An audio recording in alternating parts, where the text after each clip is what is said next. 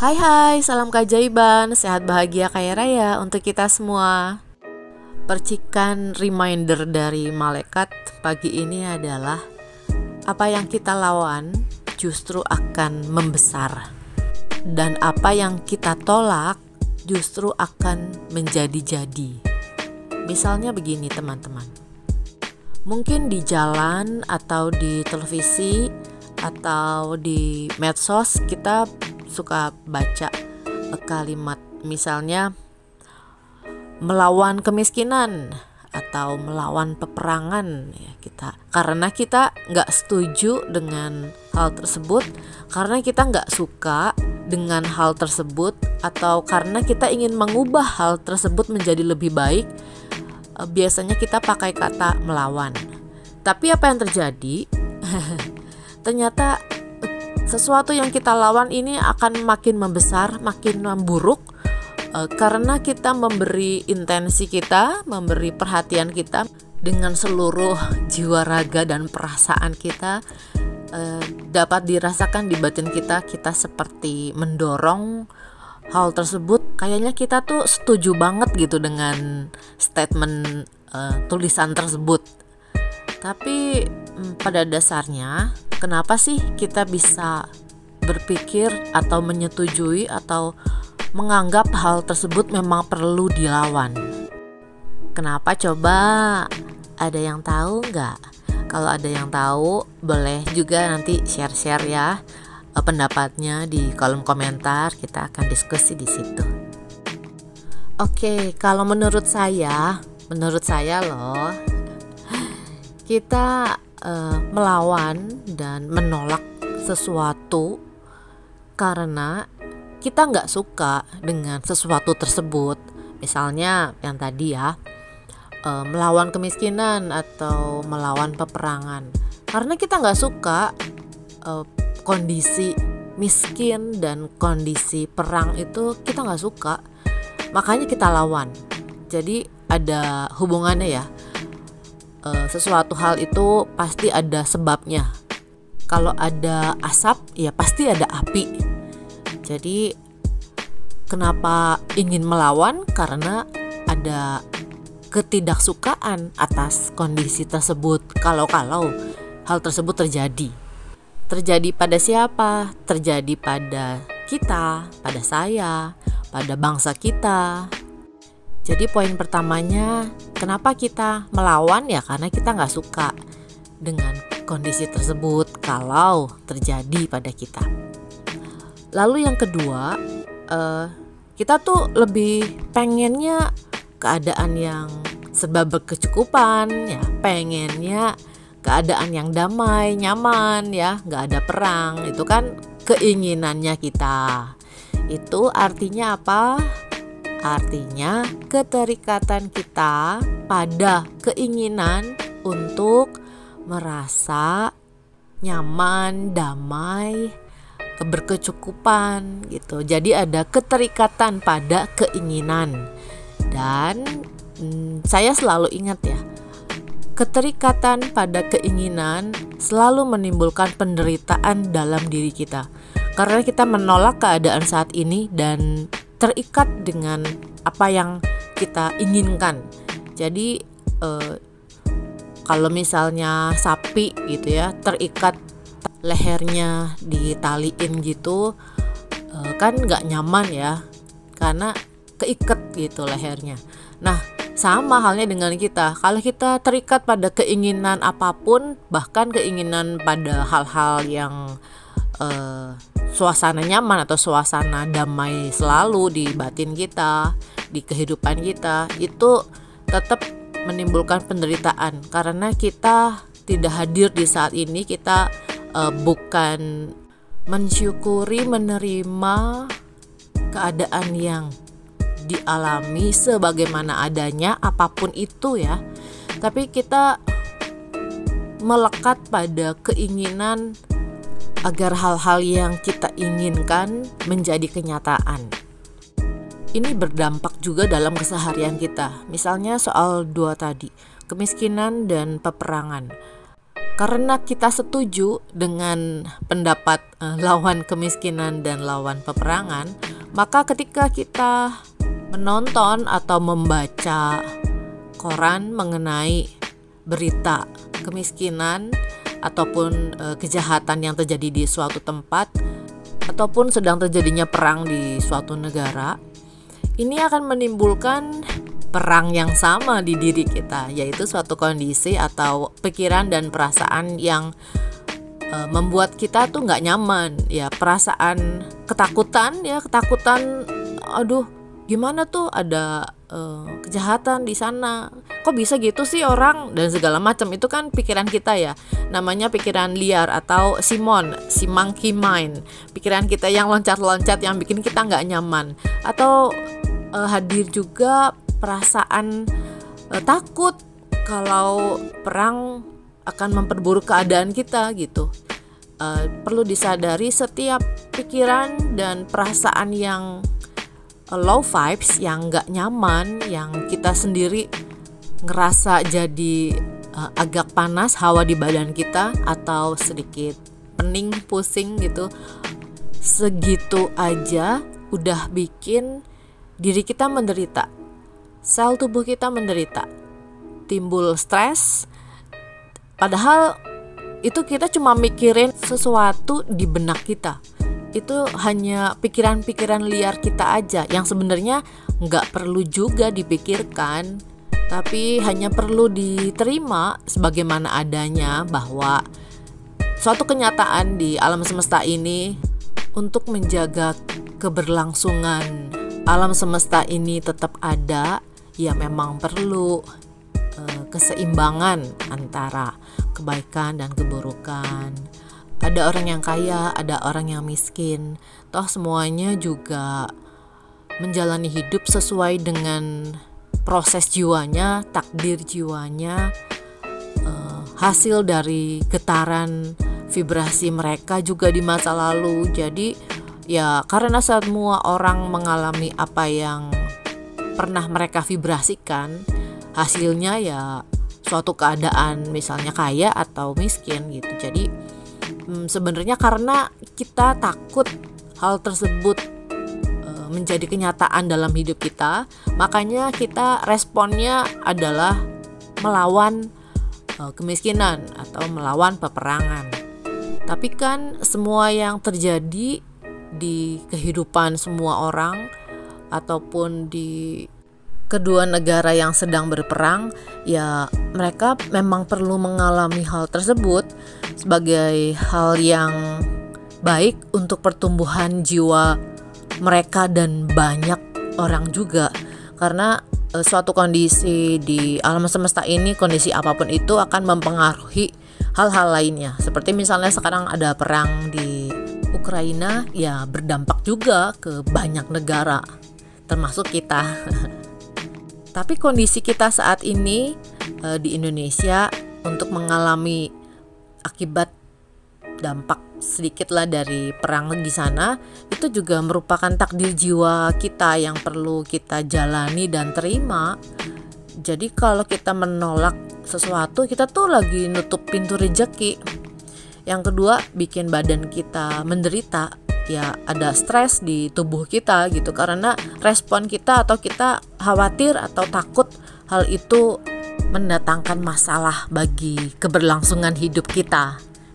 Ini kita lagi mencari akar masalahnya ya, akar di dalam diri kita yang membuat kita menolak atau melawan sesuatu, sehingga hasilnya kita setuju dengan kalimat di medsos tadi. Sampai di sini kita bisa melihat beberapa poin penting yang tadi sudah saya jelaskan, yaitu kita setuju dengan kalimat tersebut karena kita nggak suka kondisi itu terjadi dalam hidup kita, karena kita lebih sukanya atau kita terikat dengan keinginan ego kita, yaitu lebih senang kondisi yang damai, yang nyaman, yang berkecukupan. Jadi yang poin ketiga adalah karena adanya ego kita atau keinginan agar ego kita terpuaskan, yaitu perasaan nyaman, damai, inginnya berkecukupan Nah, ada ego di situ, lalu juga ada ketakutan, kecemasan, dan kekhawatiran kalau-kalau hal tersebut terjadi dalam hidup kita. Artinya apa? Artinya, menurut saya loh ya, artinya iman kita terhadap Tuhan sebagai pemelihara hidup kita itu imannya kecil. Jadi saya punya prinsip atau cara pandang seperti jungkat-jungkit ya. Kalau pas kita kecil itu biasanya di sekolah pas kita TK ada jungkat-jungkit. Kalau di sisi kanannya itu ada ketakutan, berarti di sisi kirinya adalah iman. Ketika imannya naik, maka ketakutannya turun dalam diri kita. Tapi ketika ketakutannya naik, maka imannya turun. Jadi melalui penjelasan saya tadi, kalau kita ada kecemasan, maka artinya iman kita sedikit. Ya, bukan gak ada. Ya, tahu sih, percaya Tuhan memelihara hidup kita, tapi gak besar kadar percayanya, cuma tahu doang, tapi tidak merasa, tidak betul-betul berserah dan percaya pada pemeliharaan Tuhan atas hidup kita.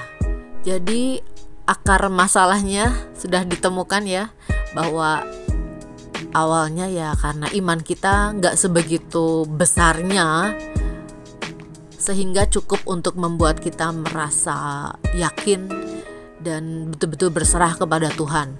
Kalau udah betul-betul yakin dan berserah dan percaya kepada pemeliharaan Tuhan, udah gak ada ketakutan saking kitanya percaya pada pemeliharaan Tuhan. Tapi gak apa-apa, semua baik adanya. Semua yang kita alami, semua kondisi pikiran, pola pikir kita, mindset kita, pola di alam bawah sadar kita saat ini juga perlu kita terima sebagaimana adanya. Dan oke, saya jadi sadar nih dengan mendengarkan penjelasan saya pagi ini. Saya jadi sadar bahwa oh iya betul juga ya, dan masuk akal gitu. Ya semoga masuk akal. Dan kalau itu sudah bisa diterima, berarti kita ada di titik tersebut. Jadi juga tidak terikat pada aduh gimana nih, jadi timbul kepanikan lainnya gitu. Tapi saya hanya ingin menyadarkan teman-teman bahwa awalnya adalah pola pikir kita tentang Tuhan. Kalau kita bisa betul-betul percaya, beriman kepada Tuhan, akhirnya akan merembet kemana-mana, akan membuat kita tidak terpengaruh saat kita membaca kalimat melawan kemiskinan dan menolak peperangan tadi. Tapi kita bisa memberikan diri kita pemahaman baru, atau kita bisa menenangkan diri kita. Misalnya, ya nggak apa-apa, ada kemiskinan, ada perang, itu kan memang perlu kita terima sebagai suatu hal yang membuat keberlangsungan hidup di alam semesta ini tetap berjalan, tetap berlangsung. Jadi all is perfect as it is, semua baik adanya. Bagaimana saya dapat berkontribusi, dapat membantu sesama untuk memberikan alternatif solusi ya atas apa yang sedang kita alami bersama. Misalnya kita senang banget men-sharingkan tulisan motivasi di medsos. Ya udah lakukan, karena itu akan mulai membuat kita menebarkan energi cinta dan kebaikan. Ketika energi mulai mengalir ke luar, maka semesta akan membalikannya lagi. Tapi juga bukan dengan syarat ya. Jadi kayak transaksi hitung-hitungan sama alam semesta gitu. Itu udah beda lagi, itu udah ego kita yang naik. Bisa nggak kita melakukannya tanpa syarat, tanpa ingin teman-teman like kita atau men-share tulisan kita? Bisa nggak kita melakukannya hanya dengan sepenuh hati dan ya berkontribusi saja, melepaskan energi cinta, mau kembali mau tidak Yang penting saya dapat mensyukuri dan merasakan rasa syukur ketika saya melakukannya. Itu sudah lebih dari cukup dan itu menaikkan vibrasi kita. Dan ketika energi kita naik, vibrasi kita makin meningkat, maka kita lagi jadi magnet keberuntungan, magnet kemudahan rezeki dan lain sebagainya.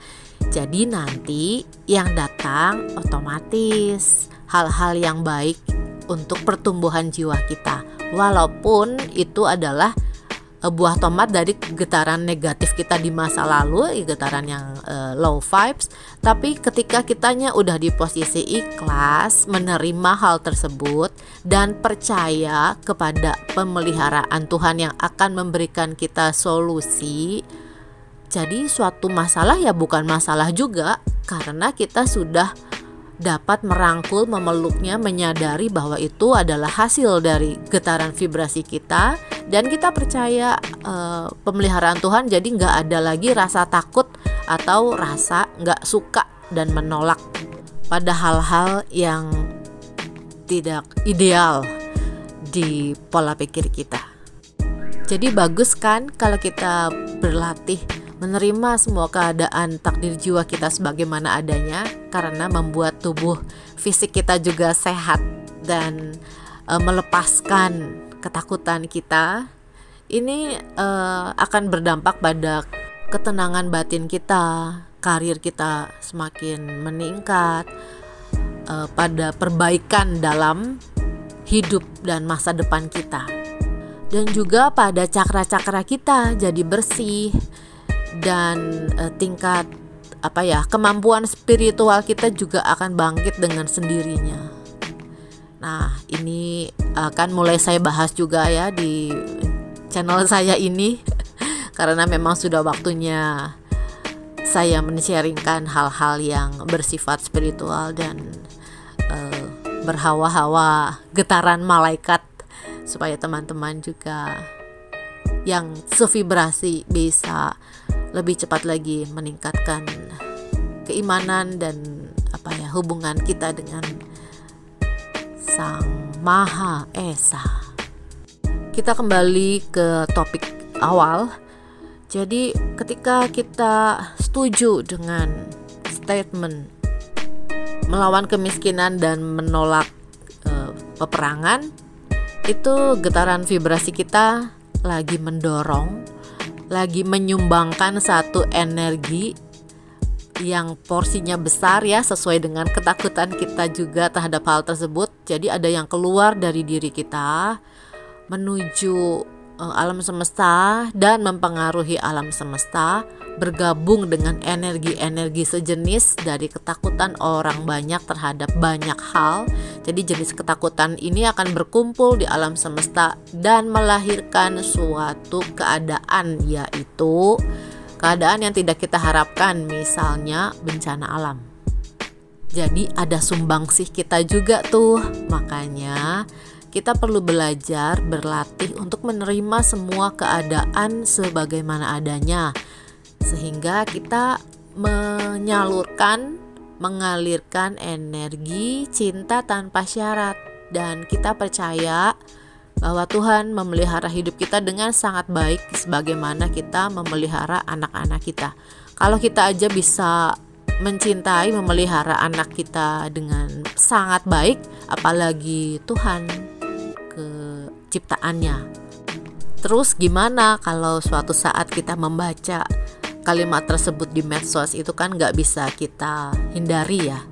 Ya mungkin dengan berjalannya waktu, semoga makin banyak yang tercerahkan dan memperbaiki kalimat yang diposting di medsos ataupun di televisi.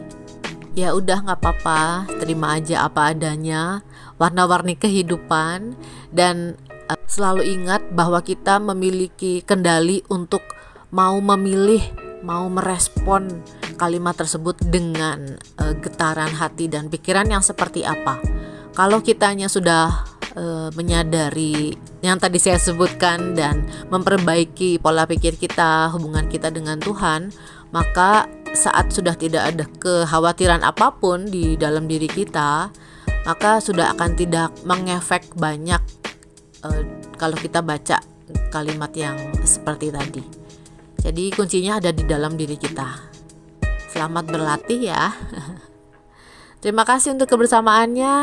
Terima kasih untuk pertukaran energi kita di video ini. Karena siapapun yang sedang mendengarkan podcast saya saat ini, teman-teman berarti sudah di tahap jiwanya siap di tingkat spiritualitas untuk mengeksplor, menyelami diri kita masing-masing, memperbaiki diri, memperbaiki perasaan kita, terutama ya perasaan yang muncul dalam keseharian hasil dari pola pikir kita. Jadi ya ayo sama-sama kita saling membantu memperbaiki diri dan menebarkan kasih sayang kepada seluruh ciptaan Tuhan, karena kita saling terhubung dan saling membutuhkan. Saya Vita Mindset Trainer, jiwaku mencintai jiwamu. Semangat!